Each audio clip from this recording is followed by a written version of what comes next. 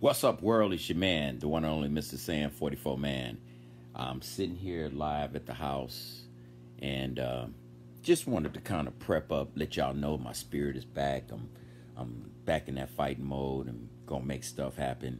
And just want y'all to know, all 1,223 people that I just tagged, that we about to get real. This is Detroit Raw Live with your man, the one and only Mr. San44Man.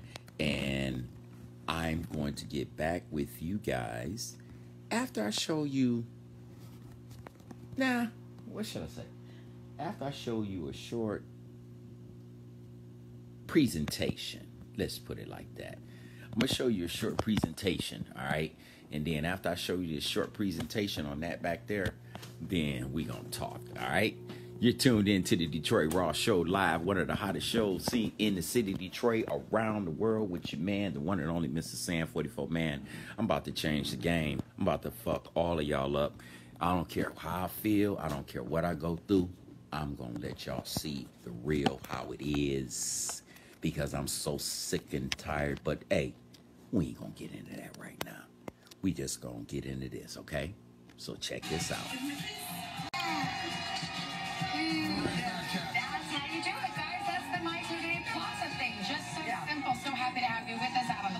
Watching at home. It's Wednesday morning. Look at that broker out there. I know. Brokers out there pressing the flesh. We really want to see you, though. Send your pictures in. If you've got a few seconds to spare, be sure to say hello. Blow us a kiss as well, just like the baby there. Yeah, it's a little quick video shout out. It's simple. Put your name on it, where you watch from. Just put it on Twitter, on Insta. Use the hashtag MyTodayPlaza, and before you know it, you'll be on TV. Yeah, that hashtag's catching on. All right, we do have a busy hour to get to right now. We're going to start with your news at 8. The Senate is preparing to vote on competing bills to end the government shutdown. Meantime, business leaders are among those putting new pressure on all sides as the damage to this economy gets even worse. NBC's Tom Costello joins us now with the latest. Hey, Tom. Hoda, good morning. Listen, this live shot kind of says it all. Normally, this would be bustling. We would have thousands of federal workers here in the Federal Triangle in Washington walking through this area, going to work at the IRS, the EPA, Customs and Border Protection. Instead, it looks like New Year's Day. You could roll a bowling ball or 100 bowling balls through here and not hit anybody. So where are all the federal workers?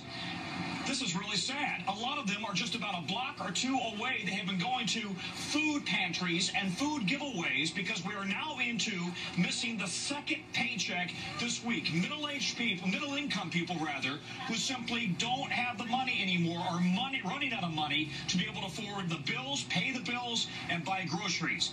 Members of the Coast Guard and their families have been on Capitol Hill in the last 24 hours asking for the government to reopen and pay the Coast Guard workers. As you know, many of them are still out on the water performing dangerous missions, while their families back on land have to go to food pantries and food banks. The Coast Guard Commandant saying this is absolutely unacceptable that their men and women are going through this. I also want to make the point that you talked about those two competing Senate bills. One of them from the Republicans would essentially reopen government but pay for President Trump's wall. That's unlikely to pass.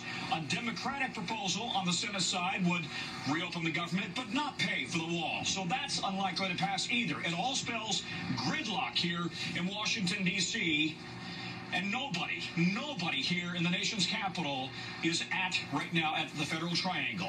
Guys, back to you. All right, Tom Costello in D.C. there. Tom, thanks. The Kentucky high school student whose Lincoln Memorial standoff with the Native American elder caused an uproar is telling his story for the first time.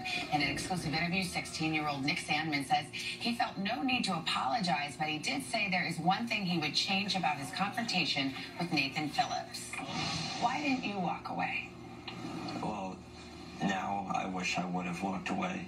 I didn't want to be disrespectful to Mr. Phillips and walk away if he was trying to talk to me, but I was surrounded by a lot of people I didn't know that had their phones out, had cameras, and I didn't want to bump into anyone or seem like I was trying to do something. NBC News interviewed Mr. Phillips several times after that incident went viral, and he's also agreed to sit down with us again to react to this latest interview, and we expect to hear from him tomorrow on Today. Meanwhile, in Rochester, New York, 3 men and a teenage boy have all been charged with plotting to attack a small Muslim community center in the Catskill Mountains. Police say they recovered 23 rifles and shotguns. and several homemade bombs when they arrested the suspect. They do not know if the men had set a date for the alleged attack.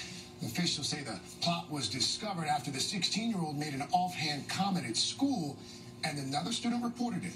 The Baseball Hall of Fame is getting 4 new members. Yankees pitcher Mariano Rivera heads. You see what I'm saying now? That's what I'm saying. That's what I wanted you to see. Because some of you might be at work and some of y'all might not have seen those stories or what's going on today. And even when I'm working, I'm still working. So now, everybody just seen that. You just seen how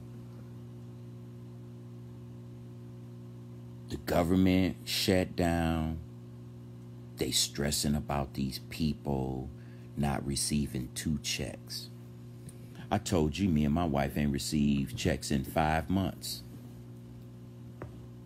Not a news media, not a corporation, no one other than myself has displayed this to you guys. Now, I know I might have been a little broke up, frustrated. You know, some people judgmental now. Fuck, you gonna be judgmental on me. But the thing is, I have real problems just like y'all got real problems. See, when I got on this air, I never got on this to get fame. I never got on this to try to show that I'm on YouTube. I got on here with a plan and a message. When I went to media school, I wasn't allowed to do a lot of things in media school because of the simple fact that they didn't look at me to be a producer. They didn't look at me to be a director. They looked at me and gave me jobs that were mediocre.